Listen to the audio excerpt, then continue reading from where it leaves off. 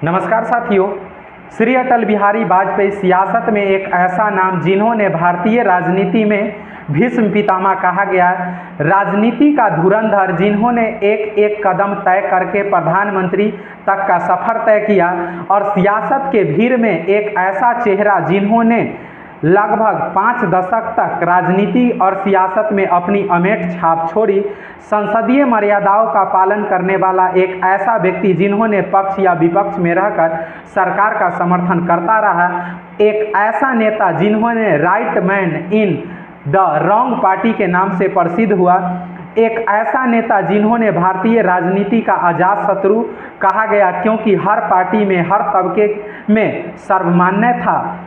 अटल भारतीय राजनीति में दिग्गज थे और 9 बार लोकसभा और 2 बार राज्यसभा के सांसद रह चुके थे। कुल 11 बार संसद चुने गए थे। वो ऐसे गैर कांग्रेसी थे जिन्होंने लगातार 2 बार प्रधानमंत्री बने और सरकार बने या विपक्ष में रहे, सदैव अपने फैसला देश को गर्व महसूस करने वाला किया करते थे और एक ऐसा देश को परमाणु समानतापूर्ण पहुंचाया और कारगिल के युद्ध में दुश्मनों को धूल चटाई, और भारतीय राजनीति की सर्वश्रेष्ठ वक्ता जिसको शब्दों के साथ भाषाओं पर भी पकड़ थी और एक प्रखर वक्ता होने के साथ साथ एक साहित्यकार और समाज के हर क्षेत्र में एक अलग मुकाम हासिल करने वाले व्यक्ति।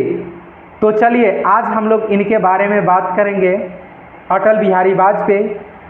और आज इनका पुण्यतिथि है और इस पुण्यतिथि के शुभ अवसर पर हम सभी ने मिलकर इनका नमन करें और आज जानने का कोशिश करते हैं कि जो इनका इतिहास क्या था, इनका बैकग्राउंड क्या था। तो चलिए बगैर समय गंवाए हम लोग इस बात को शुरू करते हैं।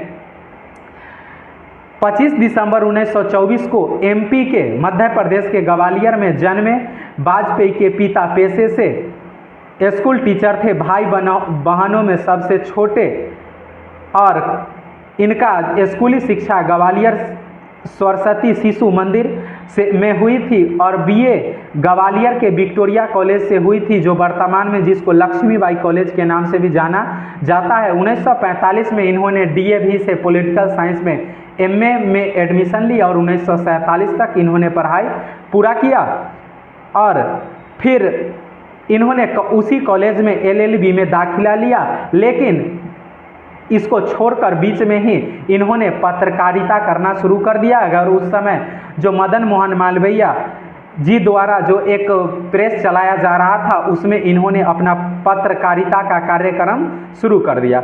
अटल जी एक कुशल राजनेता ही नहीं बल्कि साहित्यकार, संपादक, कवि और प्रखर वक्ता भी थे। कॉलेज के दिनों से ही ये वाद विवाद में भाग लेते रहते थे और छात्र जीवन में ही राजनीति में गहरा रुचि इनका रहता था। और इसके साथ ही इन्होंने 1951 में आरएसएस के पॉलिटिकल विंग में शामिल हो गए और राजनीति जीवन शुरू किया, जिसको उस समय भारतीय जनसंघ के नाम से जाना जाता था। और प्रथम आम चुनाव 1952 में इन्हें चुनाव लड़ने की मौका नहीं मिला, लेकिन 1957 के चुनाव में जनसंघ के टिकट से इन्होंने चुनाव लड़ा और यूपी के बलरामपुर सीट से लोकसभा पहुंचे, और इसके साथ इन्होंने मथुरा और लखनऊ सीट से भी चुनाव लड़े थे, लेकिन ये दोनों जगह से हार गए थे। बलरामपुर से इन्होंने चुनाव जीता। फिर इसके बाद आप देखेंगे तो 1962 में लखनऊ से चुनाव लड़ने का मौका मिला, लेकिन ये हार गए। लेकिन उत्तर प्रदेश से ही इन्होंने राज्यसभा के लिए इन्हें भेज दिया गया। फिर 1967 में हार गए और फिर 1971 में पैतृक जिला ग्वालियर से चुनाव लड़े और 70,000 वोटों से चुनाव जीता। और 1975 में इमरजेंसी के समय इन्होंने जेल में भी 18 महीना बिताया, और जेल से बाहर आने के बाद और इमरजेंसी खत्म होने के जेल से जब बाहर आए तो 1975 में भारतीय जनसंघ की स्थापना किया गया। और इसमें जो प्रमुख व्यक्ति थे ये चंद्रशेखर और जयप्रकाश नारायण और अटल बिहारी वाजपेयी इसका नेतृत्व करता थे। फिर 1977 में नई दिल्ली से नई दिल्ली संसदीय क्षेत्र से इन्होंने चुनाव लड़ा और 71% वोटों के साथ इन्होंने चुनाव जीता।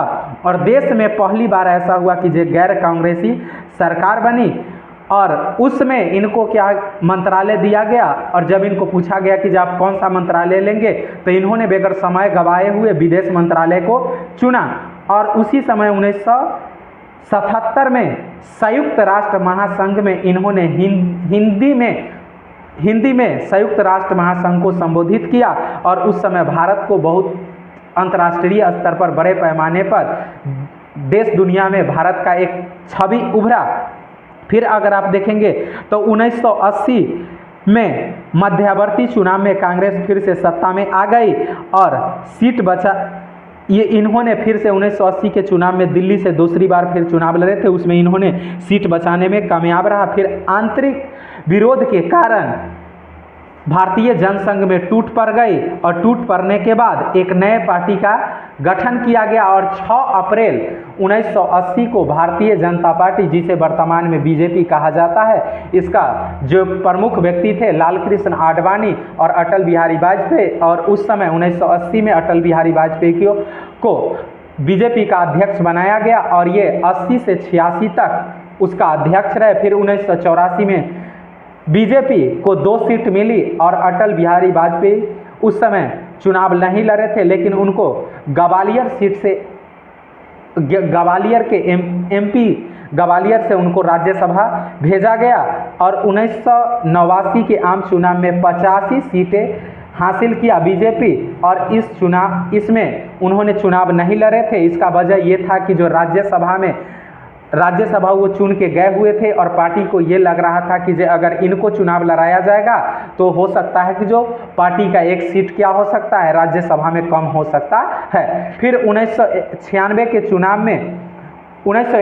चुनाव में बीजेपी 120 सीट पर चुनाव जीत के आई और इन्होंने फिर से एमपी के विदिशा और लखनऊ सीट से चुनाव लड़े थे। इन्होंने दोनों सीट से चुनाव जीत लिया। उसमें से इन्होंने विदिशा सीट को छोड़ दिया और लखनऊ सीट को अपना कर्मभूमि बनाया। और फिर आप देखेंगे 1996 में बीजेपी 161 सीटें जीती और जिसमें लाल कृष्ण आडवाणी ने हवाला दिया था कि जो मतलब प्रधानमंत्री का जो बीजेपी के तरफ से कैंडिडेट होगा और वो कैंडिडेट होंगे लाल कृष्ण आडवाणी। क्योंकि लाल कृष्ण आडवाणी इतना प्रखर नेता होते हुए भी, क्योंकि माना जाता था कि जो राम मंदिर का जो मुद्दा हो गया था, जिसके वजह से अटल बिहारी वाजपेयी एक सांप्रदायिक नेता में काउंट होने लगे थे, उनका काउंट जो होता था वो माना जाता था कि जो वो हिंदू के तरफ उनका झुकाव ज़्यादा था, जिससे लगा कि उनको प्रधानमंत्री का कैंडिडेट चुनना उचित नहीं रहेगा। जबकि अटल बिहारी वाजपेयी आरएसएस का बिग होते हुए भी, उसका सदस्य होते हुए भी इनका छवि एक धर्मनिरपेक्ष नेता की तरह था। फिर देखेंगे तो इन्होंने लखनऊ सीट को ही अपना कर्मभूमि बनाया। फिर 1998, 1999, 2004 में भी इन्होंने लखनऊ सीट से ही क्या किया, अपना चुनाव पर्चा भरा और चुनाव वहाँ से जीते। फिर 1996 में बीजेपी पीएम बनाने की भूमिका में इन्हें लाया और पहली बार अटल बिहारी वाजपेयी 13 दिनों के लिए सरकार बनाए, लेकिन सरकार 13 दिन चली और विश्वास मत साबित न होने की वजह से सरकार गिर गई। फिर 1998 में लोकसभा की मध्यवर्ती चुनाव हुआ, उसमें फिर से बीजेपी 182 सीटें लेके आई। दूसरी बार इनको एनडीए ने पीएम के तौर पर नियुक्त किया।